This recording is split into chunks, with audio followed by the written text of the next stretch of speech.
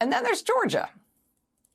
For a few weeks now, we've been covering sort of increasingly astonishing story about what is happening, not to politics broadly, but specifically to the election system in Georgia.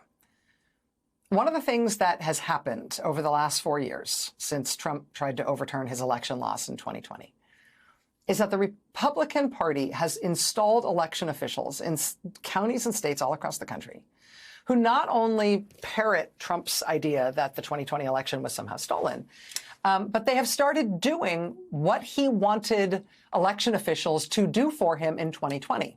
They have started refusing to certify election results. Now, they've done this in a number of states around the country, some blue states, some swing states, some red states. But the state where Republicans have done this more often than any other state in the country is Georgia. And Georgia, you will recall, is a state where Trump was indicted for multiple felonies under state law, including a RICO charge for his efforts to try to overthrow Georgia's election result in 2020, to try to get Georgia officials to declare that he was the winner, even though he had lost that state. Republicans are now trying these gambits to block the certification of election results everywhere, but they have been trying it most aggressively in Georgia. And over these last few weeks, a really alarming situation has emerged in Georgia because there is a newly appointed pro-Trump majority on the official Georgia State Election Board. And in recent weeks, they have passed a flurry of new rules that purport to legalize some of these tactics, that purport to empower local election officials to actually do this stuff, to block the certification of the vote or to delay the certification of the vote. And this state election board in Georgia is apparently planning to do much more of this, even as we are getting closer and closer to the election date. The Washington Post just reported that the election board plans to adopt nearly a dozen additional rules beyond the new ones they've just put into effect over coming weeks. Quote, despite warnings from state and local officials that the lateness of the calendar all but guarantees confusion and mistakes. And I think part of understanding the importance of this tactic is that confusion and mistakes are probably the point. It's one thing to say, we want the right to flip an election result. That's going to be sort of a hard sell. It's another thing to say, we want the right and we claim the right to essentially report that there's no knowable result here, that there isn't any discernible result, that there's a big question about it, that it seems like there's a cloud over the result. If you can not just flip the result, not directly flip the result, but instead just create a sense that there's some confusion, that there's some lack of clarity, that there's something wrong with the way the election was conducted. And so a result isn't organically and clearly emerging. That can justify doing all sorts of extraordinary, strange stuff to come up with what purports to be an election result in that state.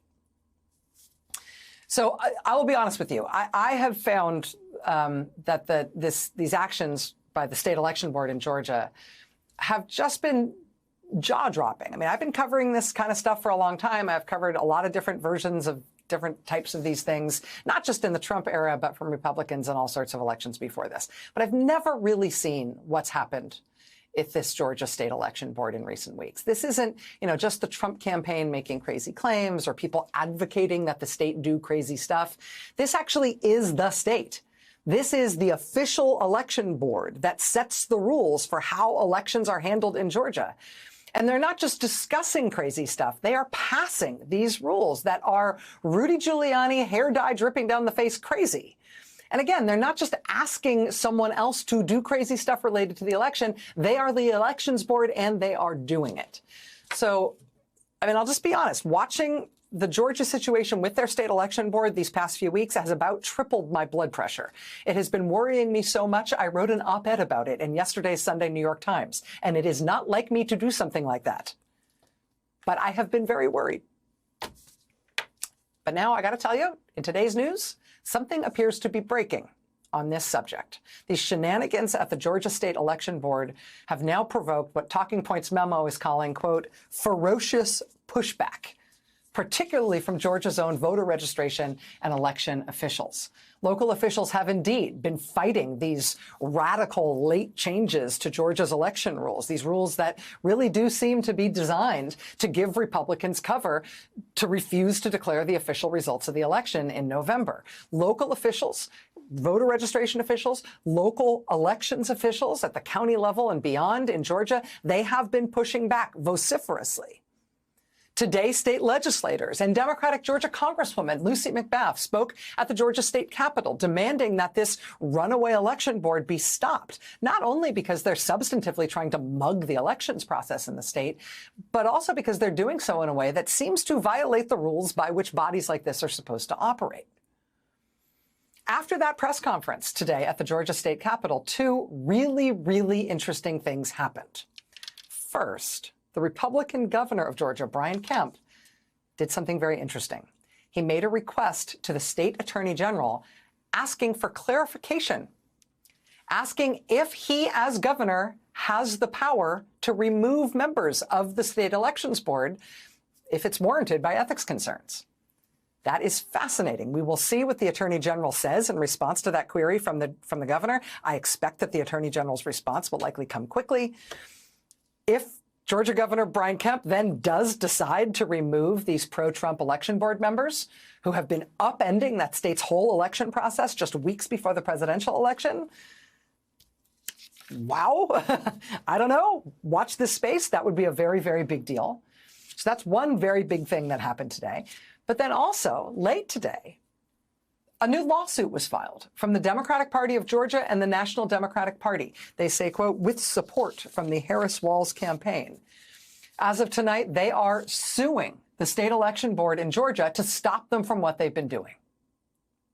The Democrats' big new lawsuit, again, filed tonight, asks Georgia's state courts to make clear that local Trump loyalist officials don't actually get to make it up as they go when it comes to certifying the election results, no matter what the state election board has been telling them. Local officials can't just opt out of certifying election results. They can't decide on their own that they're going to delay the certification of the election results, presumably to try to blow through electoral college deadlines to prevent Georgia's electoral counts from being counted in Washington. The Democrats' lawsuit tonight asking Georgia courts to act quickly to clarify that what this MAGA Republican Elections Board in Georgia has been trying to do cannot be done, and that these rules they have purportedly tried to pass in order to give local elections officials all this leeway to mess up the vote count in Georgia, that leeway is not real, that legally they must certify and there's no way they can mess it up.